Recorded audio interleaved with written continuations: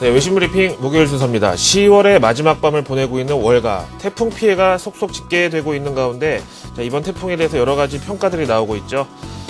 워낙 이 미국 땅덩어리가 크고 이번에 이 태풍 피해를 받은 뉴욕, 뉴저지주는 우리나라 거의 이 국토보다도 크기 때문에 일단은 집계하는데도 시간이 많이 걸릴 것이고, 월가 일부 금융사들도 지금 전산망이 조금의 피해를 입은 것으로 밝혀지고 있습니다. 따라서 아직까지는 좀 마음을 놓기에 이르다. 하지만 4거래일 만에 열린 미 증시 토요일, 일요일 포함해서요. 오늘 그래도 선방해 줬다는 것은 약간의 불확실성 해소에는 도움이 됐다고 보겠습니다. 자, 오늘 미국에서 여러 가지 뉴스들이 뒤엉켜서 나왔는데요. 가장 좀 흥미를 끌만한 애플 관련된 내용이 있어서 한번 살펴보시겠습니다. 포춘지 보시죠. 태풍 샌디로 이번 주에 수요일 날 처음 개장한 뉴욕 증시. 당연히 여러 날치 이슈들이 한 번에 뒤엉키면서 복잡한 하루였는데, 이 가운데서 애플의 주요 경영진 교체 소식에 애플 주가가 급락한 것은 물론이고요. 기술업종 전체의 투자자들은 좀 매수를 망설이는 분위기였습니다.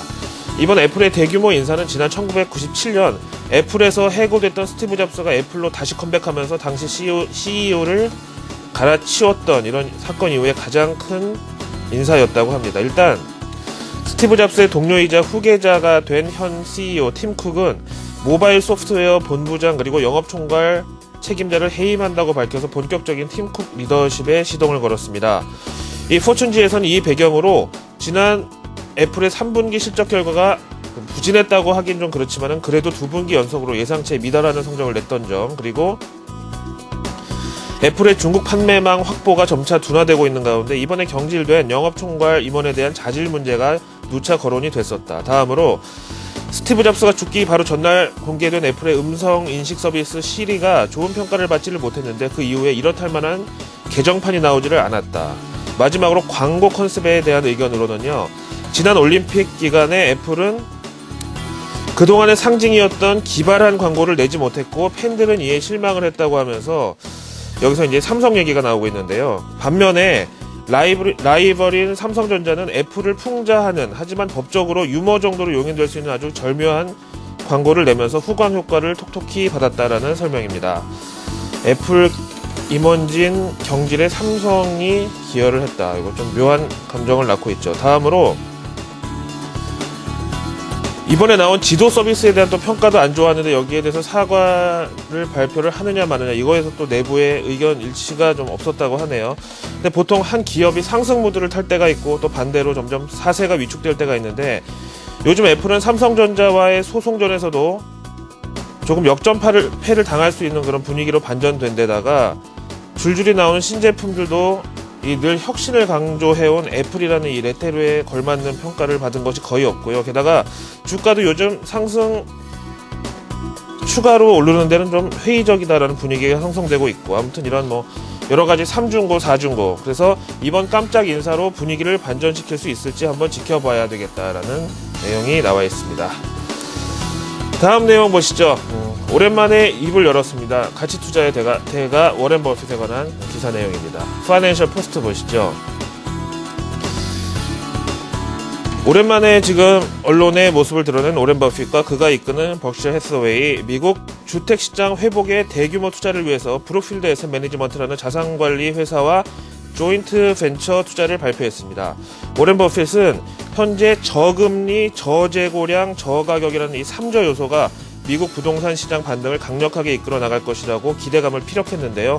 그는 지난 미 부동산 경기 침체 기간을 70년의 최악의 사태였다라고 회상하면서 앞으로 미국에는 심각한 부동산 재고 부족 사태가 일어날 것이므로 이에 대처하는 차원에서 앞으로 부동산 시장과 주택건설에 캐나다 기업 브룩필드와 함께 투자하겠다고 발표를 했고, 이 기업의 주가는 2%대의 상승률을 기록했습니다. 물론 수요 공급의 간단한 원리에 따라서 부동산이 움직인다면 얼마나 쉽겠습니까? 하지만 우리나라 부동산 시장이 살아나는 데는 인구 구조라든가 여러 가지 복잡한 지금 이론들이 많이 얽혀있는 상황입니다. 어쨌든 미국은 이렇다는 것을 좀 알아두시면 되겠고요. 자, 다시 유럽 소식으로 넘어갑니다. AFP 통신 보시죠. 분명히 24시간 전에 제가 이 자리에서 그리스 총리 안토니오 사마라스가 트로이카 실사단과 그리스 측 긴축 간의 협상이 타결됐다고 기자회견을 한 내용을 말씀드렸는데, 또 본의 아니게 벌써 세 번째로 양치기 소년이 돼버렸죠.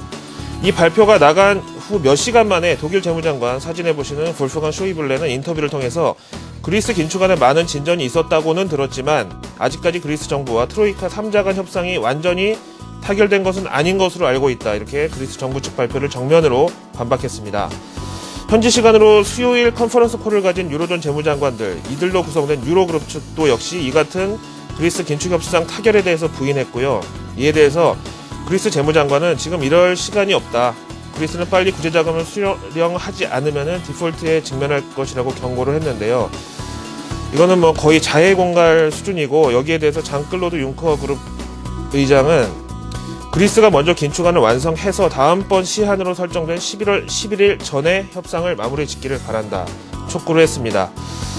앞으로 얼마나 더 이런 뒤집기를 지켜봐야 되는지 안개 속이지만은 일단 그리스 상황은 이제 정부 발표조차도 믿을 수 없는 이런 지경이 됐고요. 저부터도 이제는 그리스 긴축협상 관련해서 그리스 이 정부 측 발표는 쳐다보지도 않을 예정이니까 이것 또한 불확실성의 연장으로 봐야 되겠죠. 목요일 아침 외신 브리핑은 여기까지입니다.